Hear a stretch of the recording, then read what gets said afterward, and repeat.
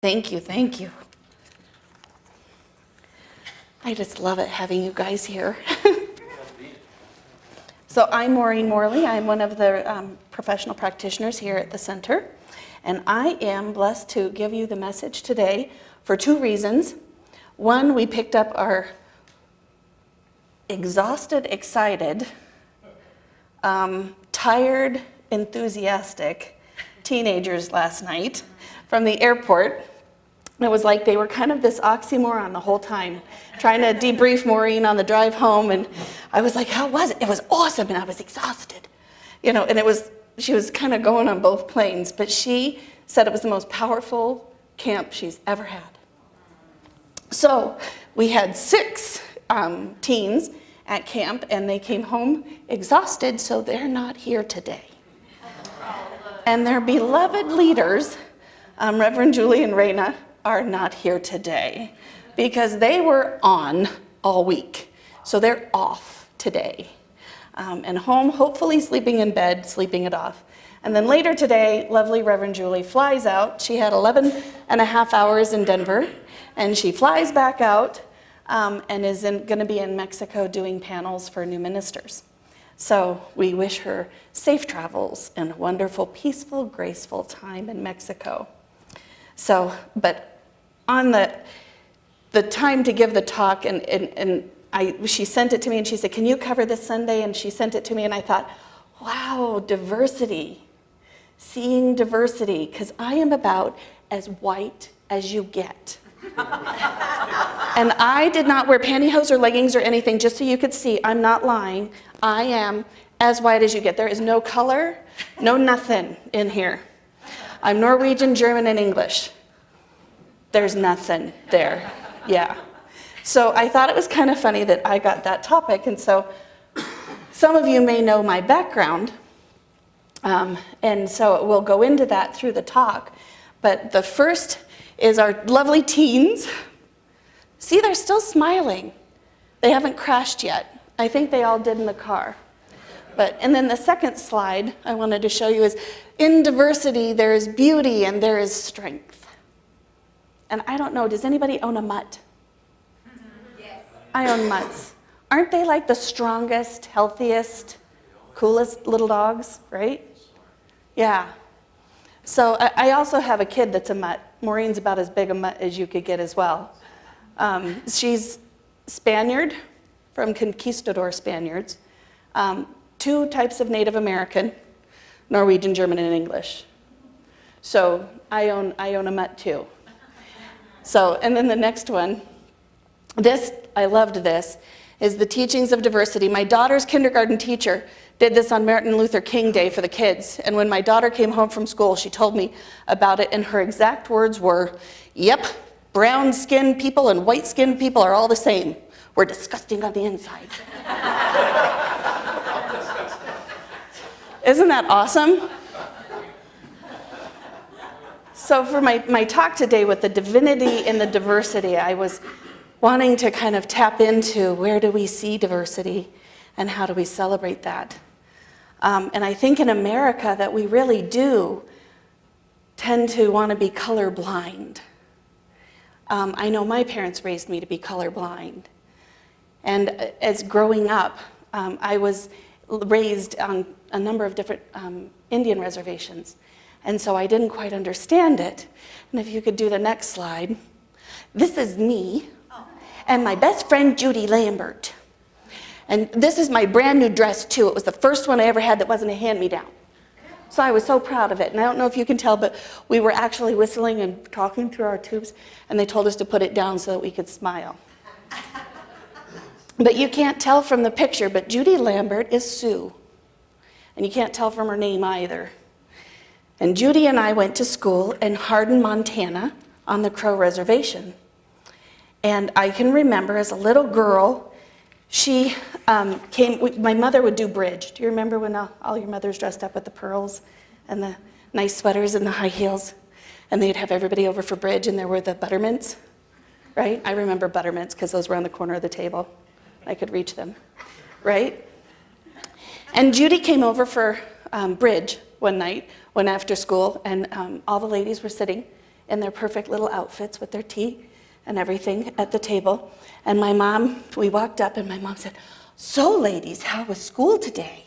And little Judy put her hands in her pockets and she says, "Me and Maureen, we was the only white kids in school today." And you could see all the ladies at the bridge table go, "What?" Well, Judy was adopted by a white family. So Judy's concept was that she was white. And none of the kids at school liked her. Well, none of them liked me either. It turns out my father was the superintendent of Custer Battlefield during the American Indian Movement. So if you could have a more politically hotbed place to have tow-headed girls living, that was it.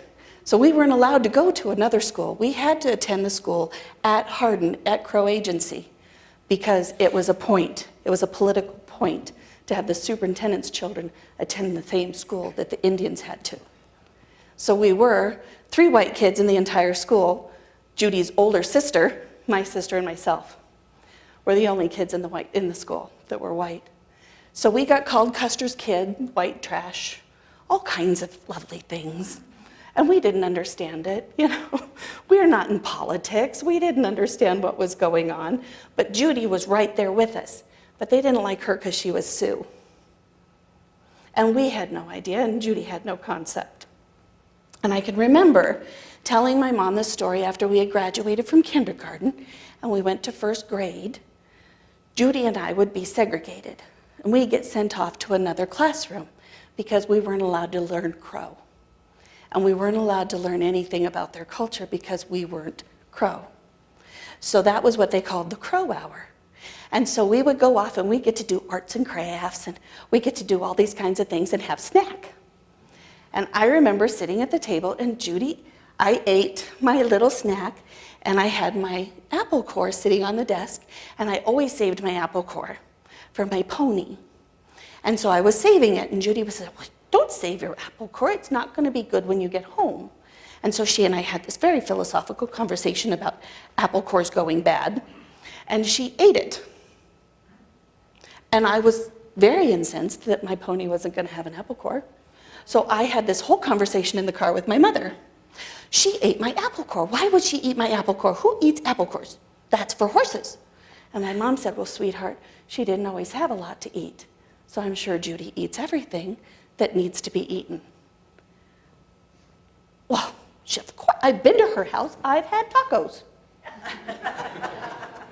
And Mom said, "Well, sweetie, she's not from them. She's adopted." And I was like, "Well, I've been to her house. We've had crackers." And Mom says, "Well, honey, she's adopted. She's Sioux." And I was still perplexed, didn't understand what that meant. And my mom said, "Didn't you notice her skin was darker than her family's?" And I can remember driving down the road, on the road right there at the stop sign, can still see it very clearly in my mind. Holy cow, that's the difference. Oh, that's why they don't like me. I have different colored skin. And it was the first time it ever dawned on me that there was a difference in race. And my mom regrets to this day having that conversation with me. And I don't, because it still didn't make much difference to me what race I was or what race the other kids were. I still was going to play, and I was going to play cops and robbers, and we played cowboys and Indians. I was the cowboy, never won, neither did Custer, but that's okay. So, point made, right? So after being raised in this environment, we moved to Virginia. Wow, less than 10 years after the Civil Rights Movement. Can you say culture shock? We went to school and it was like all these different kids, and there was a lot of white faces. And now I understood that, but there were a lot of dark faces. And then nobody liked the dark faces, and I didn't understand that because they beat you up. Where I come from, they weren't always nice. You're nice to them, but they weren't nice to the kids that had dark faces, and I didn't understand that. And I can remember inviting my little friend over for dinner. And I was so excited because she had helped me in class in second grade. And so I had invited her over for dinner, and I was so excited. And so my mom said, well, get her phone number, and I'll call her mother, and I'll ask her if she can come to dinner. And I was like, okay. So I get the phone number, and my mom makes the call. And I can remember to this day my mother standing on the turquoise phone with the long cord in the kitchen, talking to this lady with this really weird look on her face. And she said, well, of course we would like to invite your daughter to dinner. Well, of course we would drive her home. Yes, we do have other people to dinner. And my mom's like, what is this lady's problem? And so growing up in the national park, sometimes we're very secluded, right? We're not in society, we're out on a national park 60 miles from nowhere. So my mom thought, well, maybe we've missed the social nuances. Maybe that's like passé. But she let the lady know that, yes, she'll ride her bike to our house for dinner, and we'll take her back in the truck on her bike, with her bike. So the next, my mom, what are you gonna make? I want macaroni and cheese and baked chicken. Those are my 2 favorite foods, and I want my best friend Sean to taste them. So my mom made the exact dinner, and that night the doorbell rang, and my dad answered the door. He raced me to the door because I wanted to get there first. And no, the man of the house has to answer the door, just to give me a hard time. He opens the door and he goes, well, you must be Miss Shawn. And she says, yes, Mr. Ryer, it's so nice to meet you. And she came in and we had lovely dinner. My dad drove her home, put the bike in the back of her truck, walked her to the door, thanked her mother for the lovely dinner that we had, and what a wonderful and wonderful, gracious daughter she had, and that she had the most wonderful manners, and the whole conversation. And the lady's like, uh-huh. And she's pushing Sean in the house and shutting the door like, your guys are weird. People just don't, they're not that way. So the next day we're sitting at dinner, and my dad turns to me, and he says, I have to apologize. I was shocked that your best friend Sean was black. You've told me all about her, Maureen. You like the same dolls, you like puppy dogs, you like ponies, you do the same thing, and you like the same food at lunch. You told me everything about this little best friend and never said she was black. And he said, I'm so proud that I've raised you to be colorblind, that wasn't the distinction for you as to who she was, but that it would shock me. I'm embarrassed.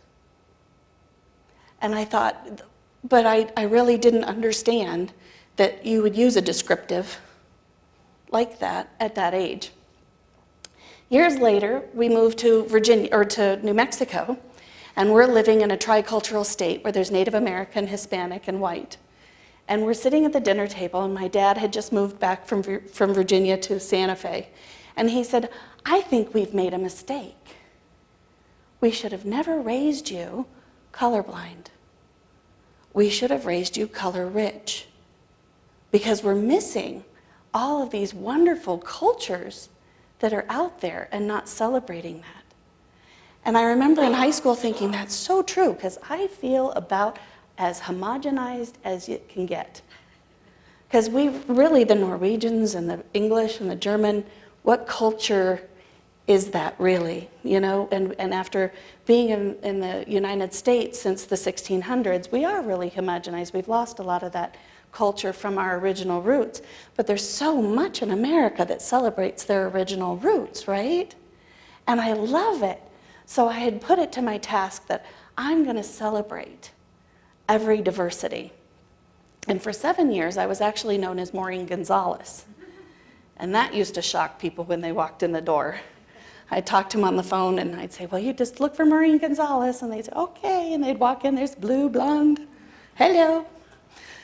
But I loved being in a rich cultural community like Santa Fe.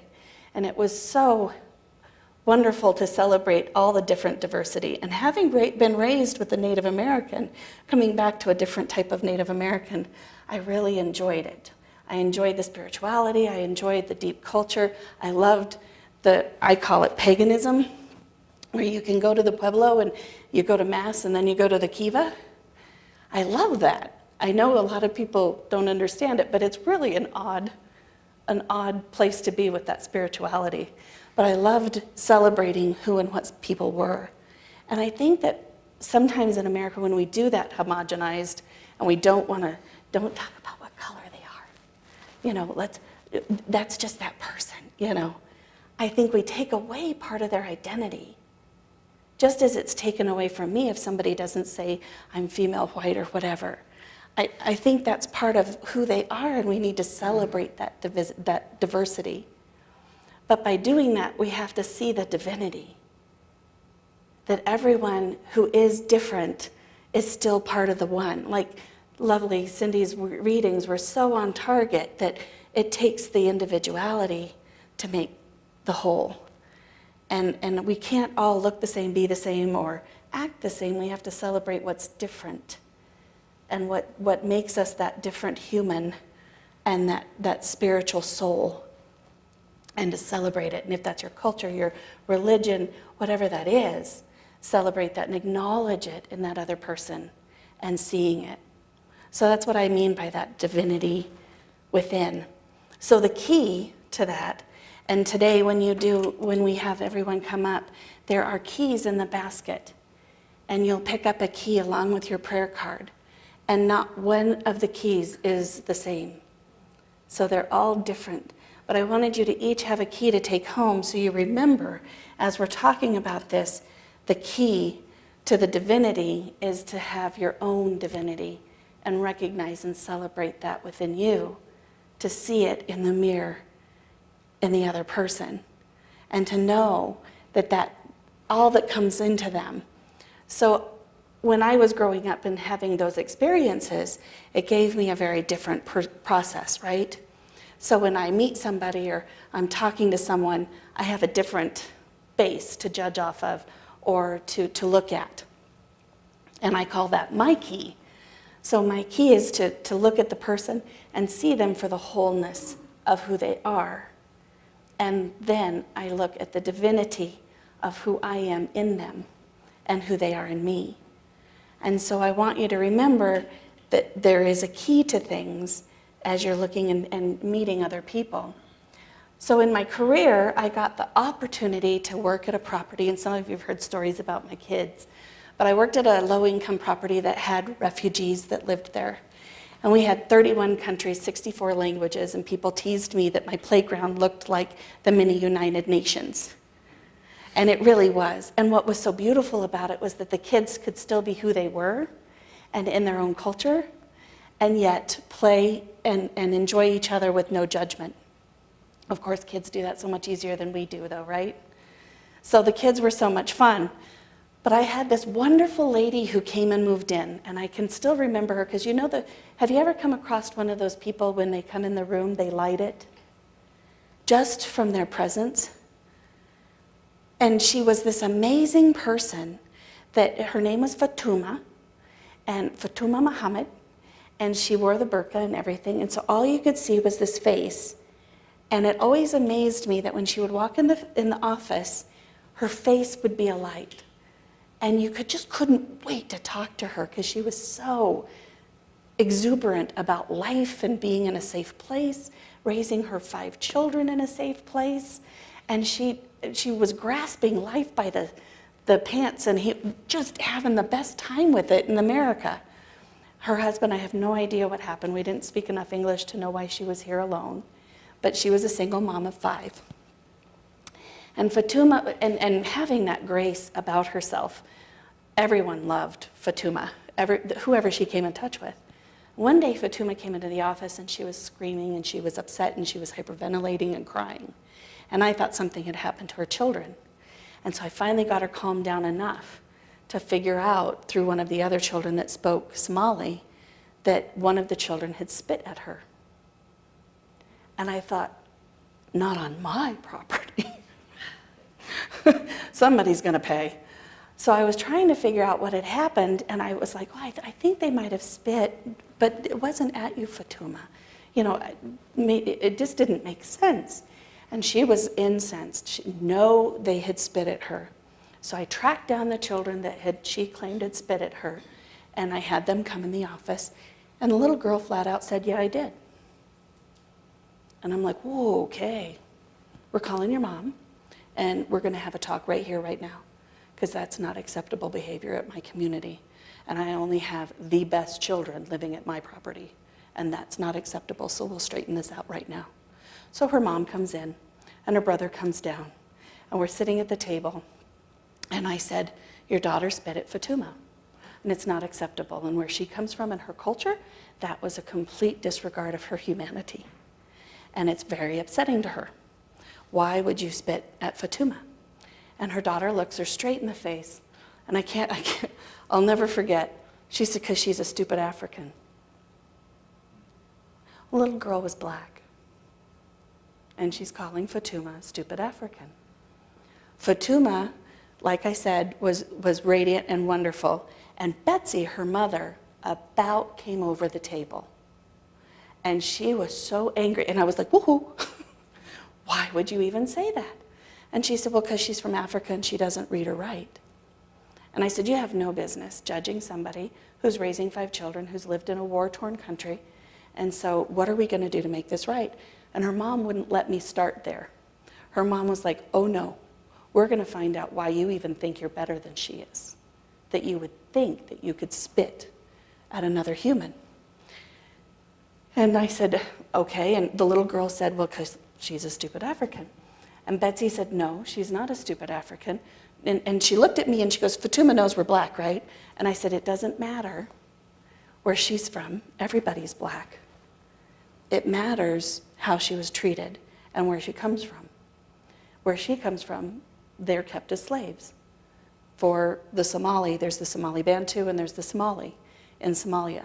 And the Somali Bantu are slaves for the Somali. So no, it does matter to her. It matters a lot. And so Betsy was furious. And I remember to this day the way she handled it. She looked across the table, slammed her hand on the table, and she said, the only reason you're here and she wasn't is because your ancestors ran faster.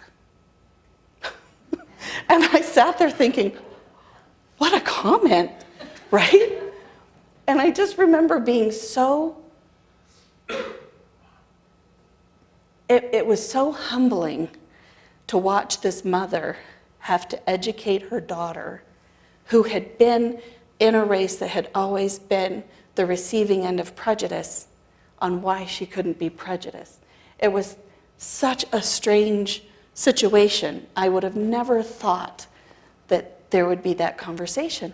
But what I also recognized sitting at the table was that there was a very different culture sitting there in Betsy's seat than where I sat.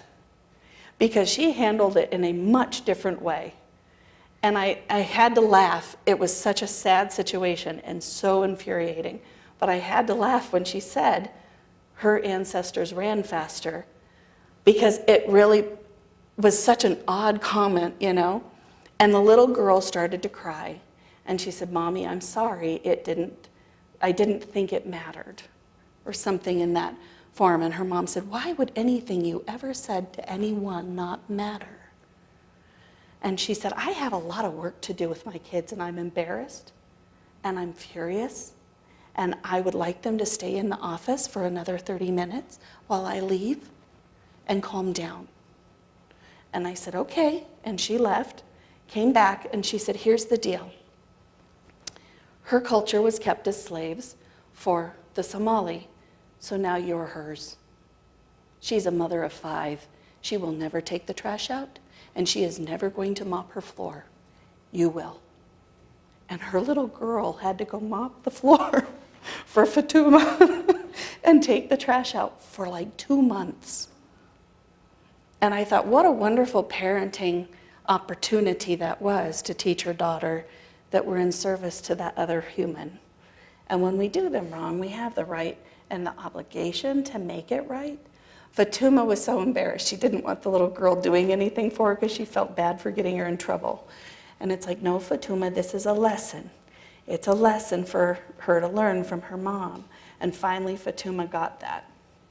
But she was hysterical. But Betsy, it was a whole different experience and not what I expected to come out of her mouth at that time.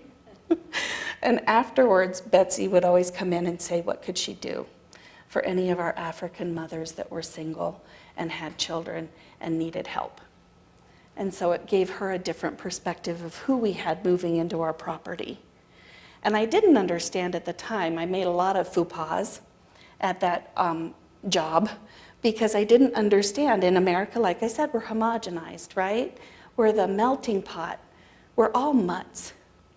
You know, it's not as Puritan or pure lines like you do have in some other countries.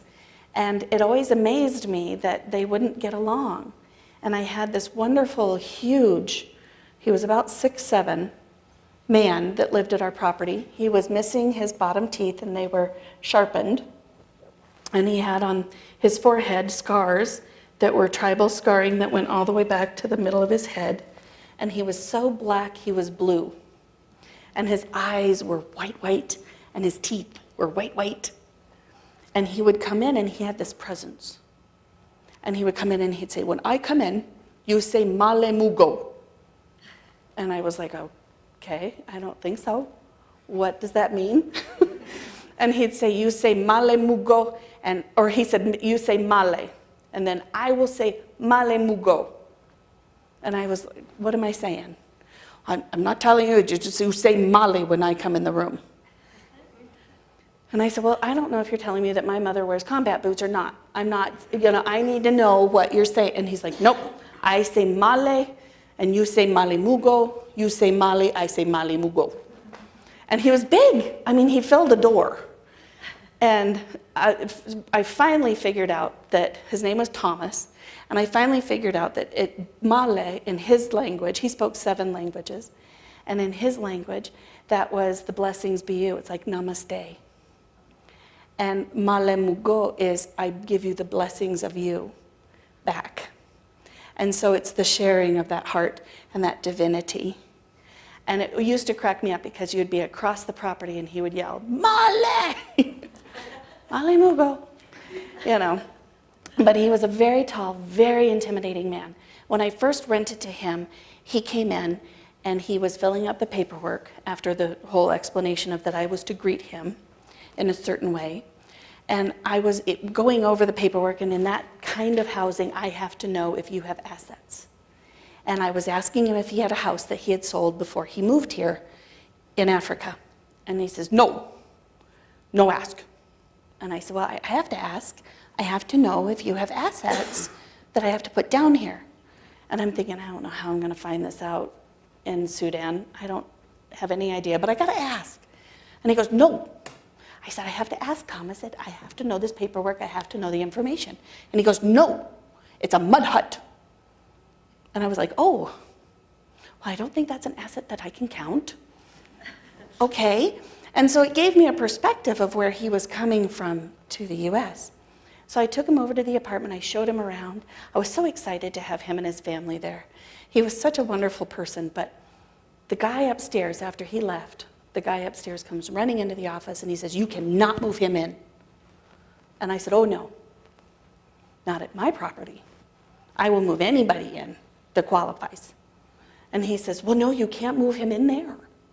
I said, well, yes, I can. I can move him anywhere. And I'm thinking, how dare you be upset about who I'm moving in below you? And so I couldn't understand it. And the gentleman standing before me was a doctor, and his check said that he was a doctor, and he drove a taxi because he cannot perform medicine in the United States. So he's a highly educated man from wherever he had come from, and he's driving a taxi to support his family in low-income housing. And I said, well, I have to move him in there if that's the apartment, and that's the only 3-bedroom I have, and so that's where he's going. And he goes, no, you do not understand.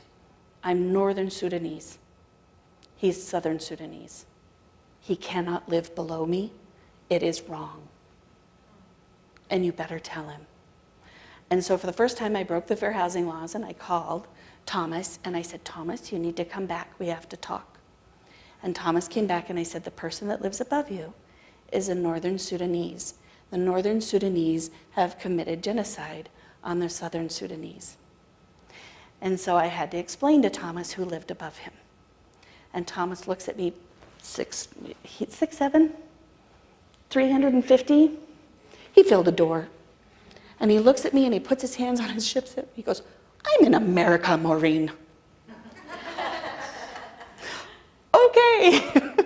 And he went, introduced himself to the gentleman that lived upstairs and thanked him for his consideration, and he moved in. And it turns out Thomas is the tribe elder and chief of his entire group, the entire tribe of his peoples.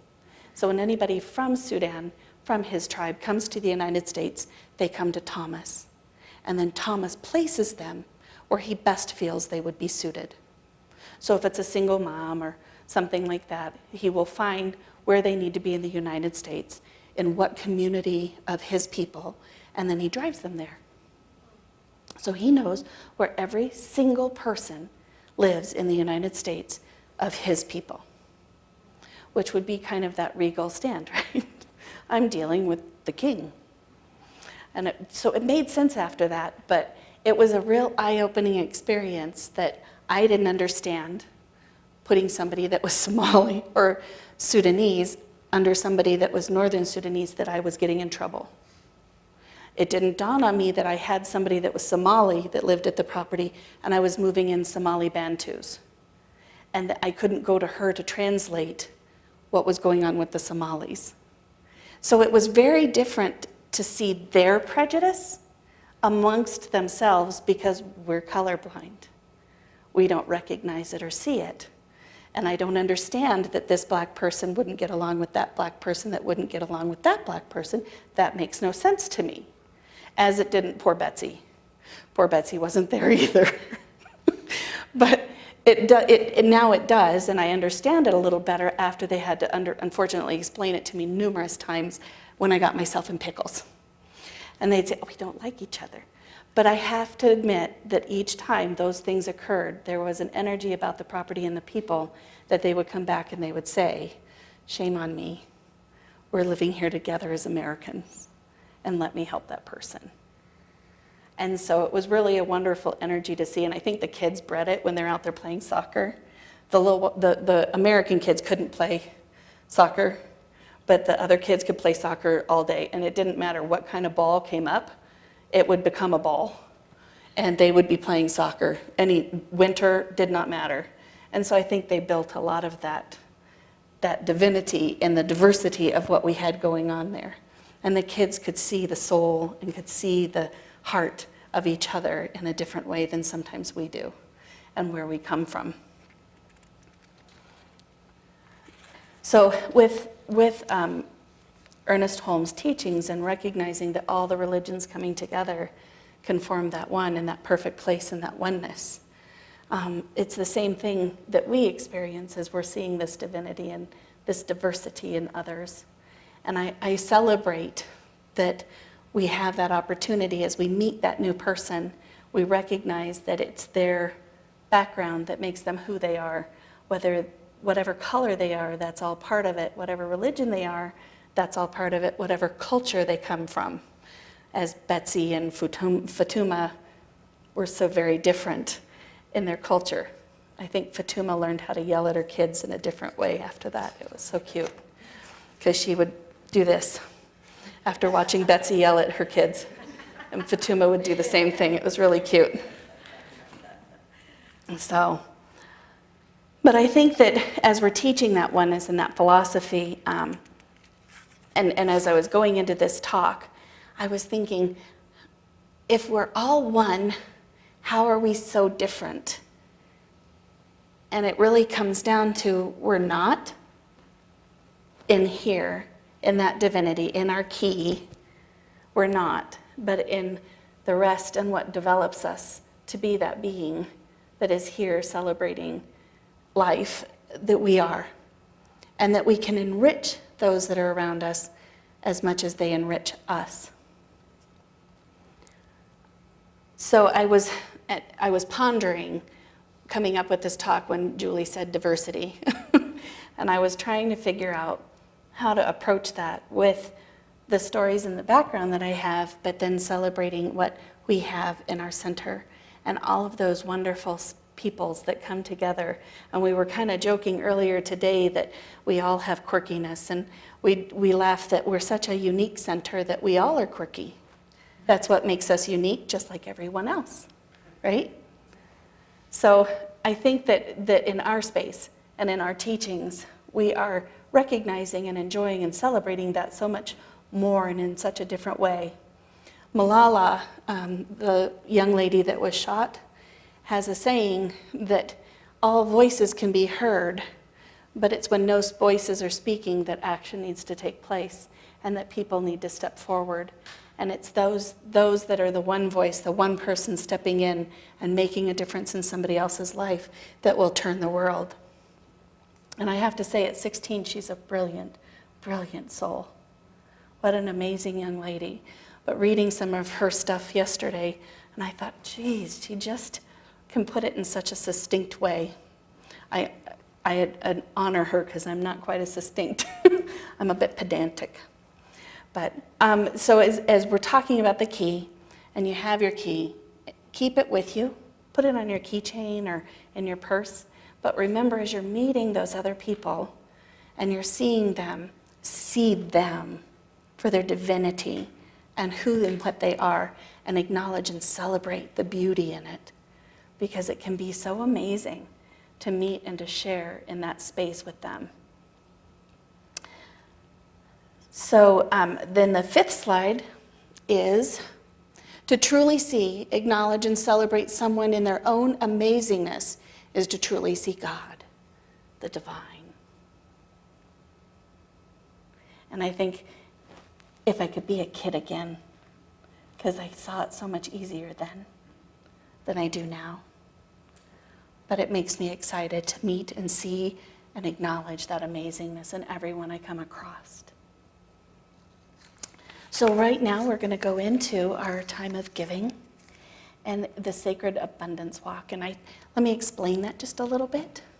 It's a quiet time to reflect and to celebrate and to acknowledge who and what we are, what we've received, what we can give. It's a time to drop your tithing off in the other bowl, but don't think that that's what you have to drop off. You're dropping off your energy or your intentions, your blessings, and receiving your prayers and your key.